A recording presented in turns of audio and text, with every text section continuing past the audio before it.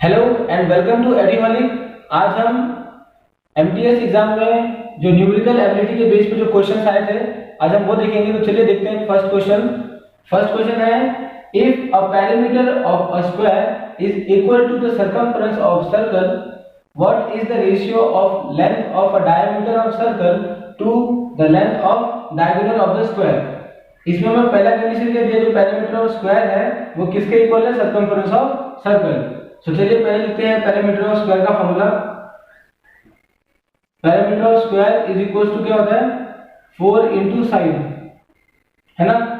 सो हम साइड को क्या कर सकते हैं, अभी हम लोगों को साइड की वैल्यू फाइंड करनी है। वन साइड की वैल्यू क्या है, तो क्या करेंगे, ये 4 हमारा इस साइड शिफ्ट होगा, तो यहाँ पे मल्टीप्लाई में तो इस साइड में तो क्या हो जाएगा, डिवाइड हो जाएगा, राइट। सो s की वैल्यू क्या आएगी, p अपॉन 4, ये हमारा क्या है, साइड की वैल्यू आई, है ना। और क्या बोला है, सर्कमफरेंस ऑफ सर्कल के इक्वल है, तो सर्कमफरेंस ऑफ सर्कल का वैल्यू क्या आएगा, 2 पाई r, राइट। सो हमें यहाँ पे रेडियस की वैल्यू चाहिए, तो रेडियस की वैल्यू के लिए क्या करना पड़ेगा, हमें ये जो है इस साइड शिफ्ट करना पड़ेगा। ये इससे मल्टीप्लाई में है तो राइट हैंड साइड में, लेफ्ट हैंड साइड में आगे क्या हो जाएगा, ये डिवाइड हो जाएगा। सो क्या होगा, r is equals to c upon 2 पाई।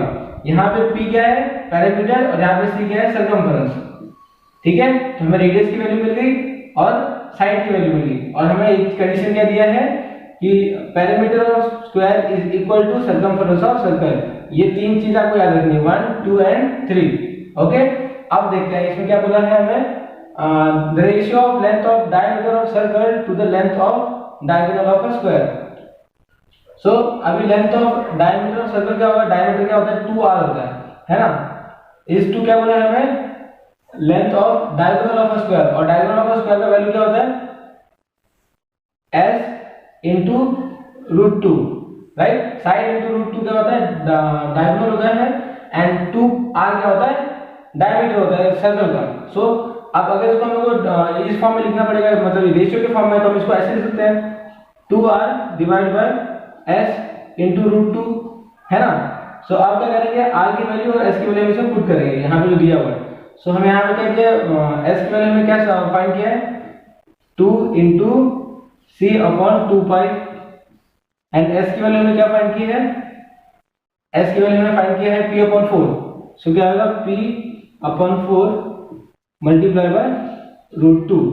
सो इसकी वैल्यू क्या हो जाएगी, 2c upon 2 pi upon root 2 p upon 4। So 2 2 यहाँ से कैंसिल हो जाएगा। सो यहाँ पे क्या हो जाएगा, c upon pi upon root 2 p upon 4। अभी क्या है, बीच में डिवाइड है, तो हमको अगर इसको इस साइड लिखना हो, मतलब मल्टीप्लाई के फॉर्म में, तो कैसा होगा, ये देखिए, c upon pi multiply by, ये जो ऊपर वाला जो है वो डिनोमिनेटर, वो डिनोमिनेटर हो जाएगा, और डिनोमिनेटर क्या हो जाएगा, न्यूमरेटर हो जाएगा। सो क्या हो जाएगा, ये 4 अपॉन अंडर रूट 2 p, और हमने क्या देखा था, p is equals to c है। सो जो न्यूमरेटर में है और ये डिनोमिनेटर में क्या हो जाएगा, कैंसिल हो जाएगा, है ना। सो यहाँ पे आ जाएगा 1, यहाँ पे भी आ जाएगा 1, राइट। सो 4 1 का क्या हो जाएगा आपका 4, और ये क्या हो जाएगा, पाई इंटू रूट 2, तो रूट 2 पाई।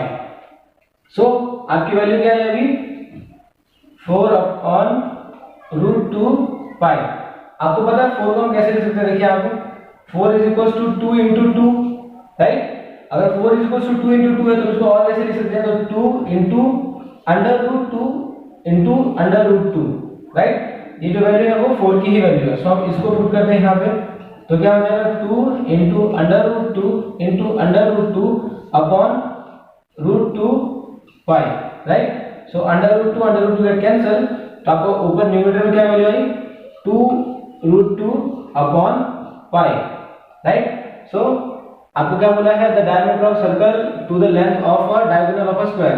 तो इसका रेशियो कैसे बनेगा, देखो यहाँ पे 2 रूट 2 इज टू, ये यहाँ पे पाई डिनोमिनेटर में है तो ये क्या आएगा, इस साइड आएगा, सो पाई। सो आपका जो रिक्वायर्ड आंसर है वो ये है, 2 रूट 2 इज टू पाई। तो ये ऑप्शन कौन सा है, ऑप्शन 4। सो इसका जो करेक्ट आंसर होगा क्या होगा, 2 रूट 2 इज टू पाई। तो चलिए अब सेकंड क्वेश्चन देखते हैं। तो नेक्स्ट क्वेश्चन है, what is the sum of cube and the square of the largest 2 digit number. 2 digit number means unit tens, मतलब जो दो नंबर यहाँ पे आएंगे वो क्या होगा आपका 2 डिजिट मतलब नंबर होगा। तो इसमें क्या बोला लार्जेस्ट बोला है, तो लार्जेस्ट पता है आपको यूनिट प्लेस वैल्यू में 0 से लेकर 9 में सबसे बड़ा नंबर क्या है 9। सो यहाँ पे क्या है 9, यहाँ पे भी क्या आएगा 9। सो आपका लार्जेस्ट 2 डिजिट नंबर क्या होगा 99, राइट। सो आपको क्या बोला है इसमें इसका स्क्वायर और क्यूब का सम क्या होगा, मतलब इसको दोनों को अगर स्क्वायर करने के बाद क्यूब करने इसका अगर आप ऐड करते हो तो एडिशन क्या होगा इसका, मतलब वैल्यू क्या होगी इसकी। तो चलिए इसका फाइंड करते हैं, पहले स्क्वायर फाइंड करते हैं 99 into 99। सो क्या आएगा 9 9 81, 1 इधर 8 यहाँ पे 9 9 81, 81 plus 8 89। सो क्रॉस इसका वैल्यू फिर भी सेम ही आ जाएगा। सो 1 9 8 1 9 plus 1 10 का 0 1 ऊपर 9 plus 1 10 10 plus 8 18 18 का 8 1 ऊपर 8 plus 1 9। So largest 2 digit number का जो स्क्वायर है वो क्या है 9801। अब इसका चलिए क्यूब फाइंड करते हैं। सो 9801 मल्टीप्लाई बाय 99, 9 1 जा 9 9 0 जा 0 9 8 जा 72 2 7 ऊपर 9 9 जा 81 81 plus 7 88 क्रॉस। अब यहाँ पे भी सेम वैल्यू है, इसकी भी सेम हम रिपीट कर सकते हैं यहाँ पे 90288। चलिए इसको ऐड करते हैं 9 0 plus 9 9 2 0 2 8 plus 2 10 plus 0 1 ऊपर 8 8 से 16 16 plus 1 17 plus 7 1 ऊपर 8 plus 1 9। सो इसका क्यूब क्या है आपके पास 9 9 2 0 7 9। आपको क्या करना है इसका सम बताना है। सो 9 plus 1 10 का 0 1 ऊपर 9 plus 1 10 का 0 1 ऊपर 8 plus 2 10 10 plus 1 11 का 1 1 ऊपर 9 plus 1 10 10 का 0 1 ऊपर 7 plus 1 8 9 as it is। सो आपका वैल्यू क्या है 980100। सो आपका ये वैल्यू है क्यूब का और स्क्वायर का सम। सो आपका ये वैल्यू किससे मिलता है 980100 980100। सो इसका आंसर क्या आएगा फर्स्ट वन। तो चलिए अब नेक्स्ट क्वेश्चन देखते हैं। Age of Dipti and her grandmother Suniti are in the ratio 5:14। Dipti's grandfather Akhil is 10 years older than Suniti. After 5 years, the ratio of the ages of Dipti and Akhil will be 6:17.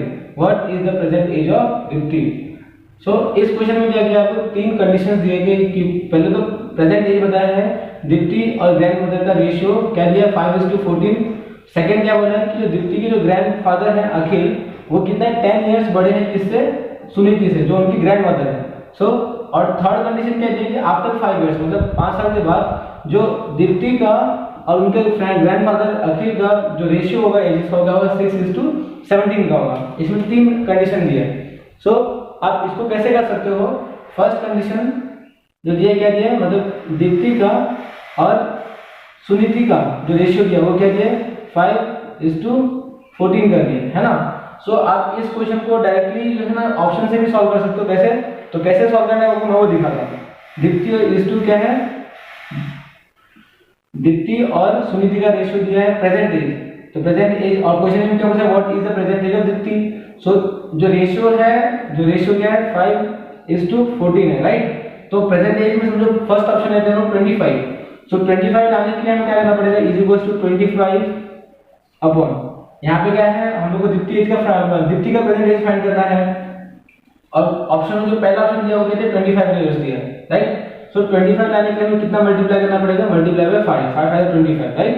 सो इसको भी हमें किससे multiply करना पड़ेगा 5 से। तो हमें present as किसका मिल जाएगा सुनीति का जो उनकी ग्रैंडमदर है दीप्ति की।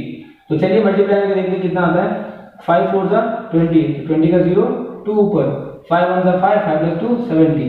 सो प्रेजेंट एज क्या है इनका दीप्ति का क्या है 25। तो इनकी ग्रैंडमदर का क्या रहेगा ये दीप्ति का है ये सुनीति का है और यहाँ पे लिखेंगे ग्रैंडफादर अखिल का राइट।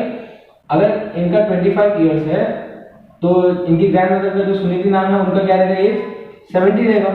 और जो सेकंड जो आपको वो दिया गया है क्लू वो कहते हैं कि अखिल जो है वो 10 इयर्स ओल्डर है सुनीति से।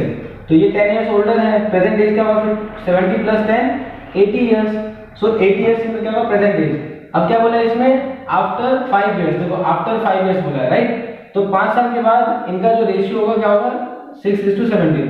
सो प्लस 5 करते हैं, 5 ईयर्स बोला है ना, तो +5 एंड +5, तो क्या आ जाएगा ये 30 ईयर्स हो जाएगा, ये 75 और ये 85।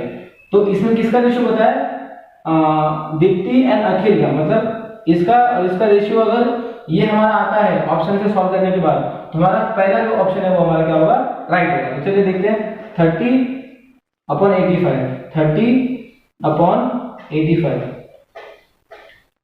5 से डिवाइड कर सकते हैं लोग, ये 30 और ये 5 85।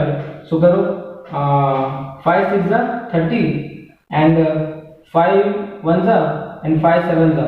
देखो आंसर आ रहा है आपका 6:17, जो कि रेशियो कैसा होगा 6:17 का। देखो रेशियो आ गया हमारा आंसर से। सो हमारा जो फर्स्ट ऑप्शन है वो क्या है करेक्ट है। तो प्रेजेंट एज ऑफ दीप्ति क्या होगा 25 इयर्स। तो चलिए अब नेक्स्ट क्वेश्चन देखते हैं। तो नेक्स्ट क्वेश्चन है the number 44 18 4 12 10 are written in that order with the symbol of the 4 operation placed between them. Which of the sequence below should be selected in order to have an answer of 40? हमें इस question में क्या बोला है कि ये जो sequence दिया हुआ है ये एज इट इज लिखना है, मतलब 44 18 4 12 10, और बोला है कि इसमें जो नीचे जो ऑपरेशन दिए गए हैं, देखो जो नीचे दिए गए उसको यूज करके इसका जो आंसर आना चाहिए, टोटल जो वैल्यू जो आप वो करोगे तो उसका क्या आना चाहिए 40। अगर जिस ऑपरेशन से 40 आएगा वो आपका क्या होगा आंसर करेक्ट होगा। तो चलिए हम पहला वाला ऑपरेशन वो चेक करते हैं कि बराबर है कि नहीं, प्लस इनटू डिवाइड माइनस। सो इन दोनों नंबर के बीच में क्या आएगा प्लस, फिर क्या मल्टीप्लाई, तो यहाँ पे मल्टीप्लाई आएगा और यहाँ पे क्या दिया डिवाइड, तो यहाँ पे क्या आ जाएगा डिवाइड राइट, और फिर क्या बोला है माइनस, यहाँ पे क्या आ जाएगा माइनस। सो सबसे पहले क्या करते हैं हम लोग डिवीजन करते हैं राइट।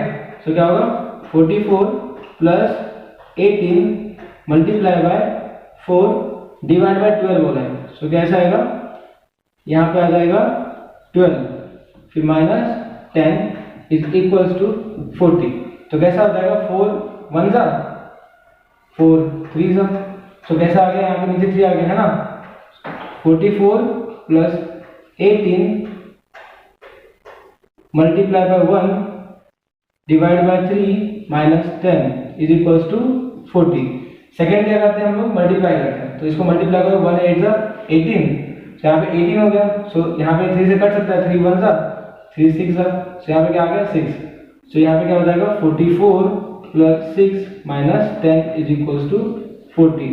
अब देखते हैं 44 प्लस 6 क्या हो जाएगा 50, 50 माइनस 10 इज इक्वल्स टू 40 आ जाएगा। तो देखो 10 50 माइनस 10 तो क्या होता है 40 is equals to 40।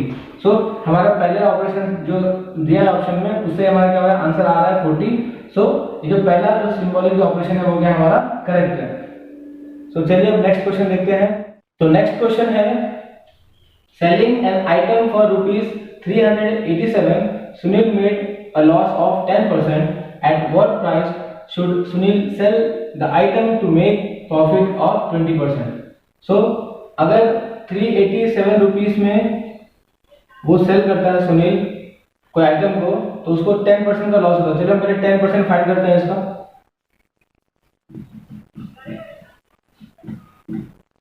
So 387 divide by 10 is equals to 38.7। So इसको इतने रुपीस का लॉस हुआ है, तो इसको इसमें अगर हम लोग ऐड कर देंगे 387 प्लस 38.7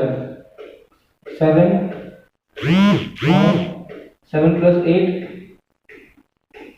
8 टू 5 1 ऊपर 8 9 प्लस 3 12 का 2 1 ऊपर 3 प्लस 1 4। सो कितना है 425.7। अब ये 0.7 है, इसको हम क्या कंसीडर कर सकते हैं 426 रुपीज। सो जो कॉस्ट प्राइस होगा, जो मतलब ओरिजिनल कॉस्ट प्राइस होगा सीपी, वो क्या होगा 426 रुपीज। अब क्या करना है सुनील को 20% का प्रॉफिट लेना है। सो क्या करना पड़ेगा इसका 20% इसमें ऐड करना पड़ेगा। तो चलिए निकालते हैं 426 का 20%। 426 multiply by 20 divide by 100, 0 get cancel, 2 6 are 12, 12 का 2, 1 ऊपर, 2 2 4, 4 plus 1 5, 2 4 8 डिवाइड बाय 10। सो 10 से डिवाइड करने क्या आएगा 85.2। सो 426 का 20% क्या होता है 85.2 रुपीज। सो क्या करना है आपको 426 प्लस 85.2, 2.6 प्लस 5 11 का 1, 1 ऊपर, 10 प्लस 1 11 का 1, 1 ऊपर। सो क्या आता है 511.2। अब ये देखिए इसमें आंसर में जो है कहीं पे भी ये मिला नहीं है 511, यहाँ पे क्या 430, 464, 503 एंड 516। सो आपको क्या चेक करना है कि ये 511 के सबसे करीब कौन सा आंसर है, इससे कम नहीं, इसके थोड़ा ज्यादा होगा देने बट इससे कम नहीं होना चाहिए। इससे ज्यादा कौन सा है इसका आंसर, जो ऑप्शन है वो 516 है जो इसके सबसे करीब है। तो इसका ऑप्शन क्या होगा, ऑप्शन 4। कितने में बेचना पड़ेगा 20% प्रॉफिट लेने के लिए, तो ₹560 में। तो चलिए अब नेक्स्ट क्वेश्चन देखते हैं। तो नेक्स्ट क्वेश्चन है which of the four fraction given below is not in lowest form। इसमें आपको 4 फ्रैक्शन दिए हैं और क्या पूछा कि वो अपने लोएस्ट फॉर्म में नहीं है। तो चलिए देखते हैं लोएस्ट फॉर्म मतलब क्या, समझो कि अभी ये 2/16 है, तो ये अपने लोएस्ट फॉर्म में या नहीं, क्योंकि ये फर्दर डिवाइड हो सकता है, जैसे कि 1/8, तो ये इसका क्या होगा लोएस्ट फॉर्म है, राइट। आपको ये चेक करना है कि इन फ्रैक्शंस में कौन सा लोएस्ट फॉर्म में नहीं है, राइट। चलिए देखते हैं 21/22, इसको आप फर्दर डिवाइड कर सकते हो नहीं, इसके लिए क्या होगा ये इसका लोएस्ट फॉर्म है। सेकंड 21/23, इसको आप फर्दर डिवाइड कर सकते हो नहीं, तो ये भी क्या है लोएस्ट फॉर्म में। अब आगे देखिए 21/24, ये डिवाइड कर सकते हो, बिल्कुल कर सकते हो क्योंकि ये इस लोएस्ट फॉर्म में नहीं है। अब देखिए अगर इसको 3 से डिवाइड करो, 3 7 जा 21 एंड 3 8 जा 24, सो ये क्या होगा इसका लोएस्ट फॉर्म क्या होगा 7:8। सो जो ये वाला क्वेश्चन है 21 मतलब फ्रैक्शन जो है 21/24, ये अपने लोएस्ट फॉर्म में नहीं है। तो कौन सा ऑप्शन, ऑप्शन जो थर्ड है 21/24 is not in its lowest form. तो चलिए अब नेक्स्ट क्वेश्चन देखते हैं। तो नेक्स्ट क्वेश्चन है a 28% discount is offered on an item with the mark price of ₹350, what is the nominal amount of discount offered। इसमें क्या बोला गया कि 28% जो है ऑफर दिया गया है मार्क प्राइस पे जो 350 है, तो वो जो 28% अमाउंट है वो कितना अमाउंट है वो फाइंड करना है। चलिए फाइंड करते हैं। 350 multiply by 28 divide by 100, so 0 0 get cancel. अब 35 को 28 से मल्टीप्लाई करिए, 35 मल्टीप्लाई बाय 28, 8 5 40 का 0, 4 ऊपर, 8 3 24, 24 प्लस 4 28 क्रॉस 2 5 10 का 0, 1 ऊपर, 2 3 6, 6 प्लस 1 7, सो क्या हो गया 0 8 7 प्लस 2 9, 980 डिवाइड बाय 10, सो क्या आता है 98। सो वैल्यू कितना है आपका, जो 28% जो है वो कितना है 98 है। तो आपका ऑप्शन क्या होगा, ऑप्शन 2। तो चलिए अब नेक्स्ट क्वेश्चन देखते हैं। नेक्स्ट क्वेश्चन है the ratio of two number is 3:2 and the smaller of the two number is 36, what is the greater number. इसमें आपको रेशियो दिया गया है 3:2, राइट, और इसमें क्या बोला कि आपको स्मॉलर जो नंबर है, तो इसमें ग्रेटर कौन सा ये है और ये स्मॉलर है। इसमें क्या बोला गया कि जो स्मॉलर नंबर है वो क्या है 36 है, राइट। तो चलो हम इसमें क्या कर सकते हैं 3x:2x, राइट। इसमें क्या बोला 2x की जो वैल्यू है 36 है, राइट।